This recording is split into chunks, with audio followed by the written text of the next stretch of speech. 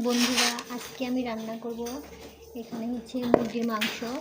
তো মুরগির মাংসগুলো আমি সুন্দর করে মাখিয়ে নিচ্ছি।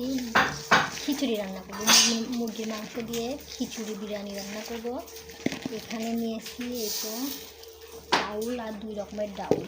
আর এইখানে আমি মুরগির মাংসগুলোকে হাতে মাখিয়ে নিচ্ছি। সুন্দর করে মাখিয়ে একদম কষায় ঝাল ঝাল করে রান্না করব। আর খিচুড়ি কিন্তু ঝাল ঝাল করে বিরিয়ানি রান্না করলে ভালো লাগে। তো এই জন্য হাতে মাখিয়ে কষাবো। তেল দিছি, আরও খিচুড়ির তেল দিব।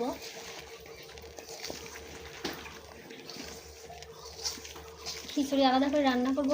বলকের উপরে এই ভুনা মুরগির মাংস দিয়ে দিব একসাথে, তাহলে রান্না হয়ে যাবে। অনেক দিন পরে এইভাবে খাওয়া হবে।